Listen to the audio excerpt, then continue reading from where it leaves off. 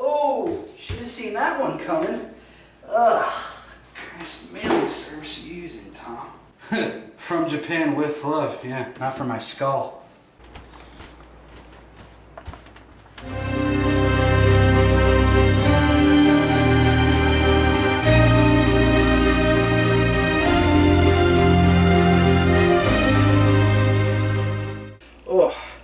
Hey, hi, hello, all you lovely viewers out there. I am Rob Reviews, and I might just have a concussion. You're heavy in a box. Anyway, today we're going to be talking about the 12-inch Bandai Shin-Gojira figure. This comes straight from Japan and from my good friend Tom, who, out of the kindness of his heart for the third time now, has sent me a Shin-Gojira figure. Thank you so much, dude. Much love, and many more thanks. So, without further ado, let's take a good old look at 12-inch Shin-Gojira. And here he is, everybody, our 12-inch Bandai Shin-Gojira figure. Now, as always, let's start right up top on the noggin.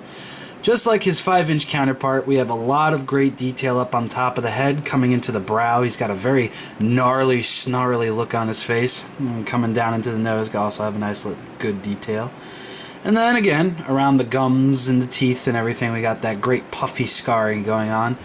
The teeth are on that teeth track, as I like to call it, as normal with Bandai, but these are actually molded in. You can actually feel them. They're not just painted on, which is a nice touch. And then coming down to the neck, we have a lot of tree bark looking scarring over here, especially right under the chin.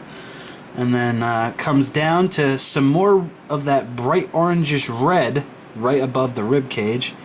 And coming down to the rib cage, we have a lot more painted. I mean, looking at the other figure now, it doesn't, I feel like it doesn't come down that far. And then I guess we'll look at the hands next. As you can see, the detail right over here, we got some veinage going on, we got some gnarly knuckles and some bones creeping out, some tendons. Very nice. And just like the other figure, nice 360 with the arms.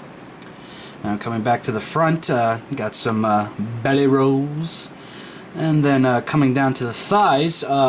Unlike the 5-inch version of Shin-Gojira, his thighs are actually painted, and I gotta tell you, they look great. I mean, the red really brings out the crater-like scars on him, and it just gives that figure that extra boost.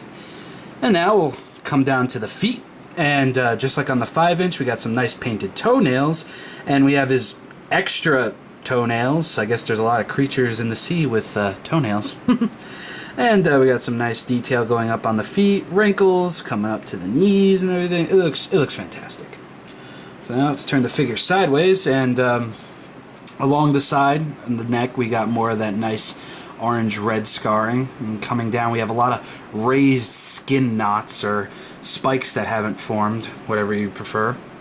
And over here on the dorsals, if we can get that, these dorsals are a lot more loose, and I like that. And that way I can peel this back and we can see that we actually have a lot more orange. And I like the fact that it looks very varied. Like on one side, you'll see, some orange, but then on the other side you'll see a little bit more orange creeping up. It's a nice little touch. Like over here there's a lot of orange, and over here there's not a lot of orange. It's just a little thing that I like to point out. So then we're coming back down to the tail. The spikes start to end, and then we have this one raised section of spikes coming up to the tail. And now the tail, I want to take time to talk a little bit about. We actually have some paint over here. I don't know if that's supposed to be there or if it's an accident, but it looks great. So now, look at that. That right there. Apparently that's a face. And apparently that face is somewhat of a Siamese twin that started forming on Shin-Gojira. And I'm sure everybody's seen it by now, but in the new trailer for Shin-Gojira, he's actually spitting some atomic rays out of the tip of his tail. And just looking at the tip of this tail, it's got some fantastic looking detail on there. We got some teeth, little eye socket, and then we got some more skeletal looking remains all around the tip of the tail. It looks awesome. I mean, I wasn't expecting a face or anything like that, but hey man, that's new, that's fresh, it's hip, it's now. Now, the only thing about the figure that, I do love the figure, but the one thing that I was hoping for was more paint along the ridges of the tail, kind of like how he looks in the movie. I mean, they went as far as to do the thighs and everything, and I'm still a little surprised that we didn't see any on the arms or over the ridges of the tail and everything. But overall, I am extremely happy with the 12-inch Shin-Gojira figure from Bandai.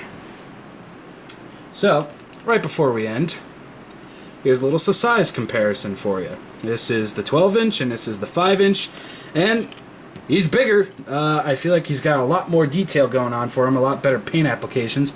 So, yet again, here is our 12-inch, and here is our 5-inch. Well, everybody, those are my thoughts on the 12-inch Shin-Gojira.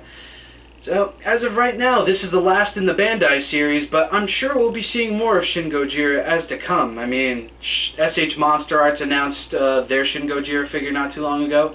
NECA recently announced that sometime in the winter we will be getting their version of the Shin-Gojira figure, and you best bet your butts that I will be reviewing them here.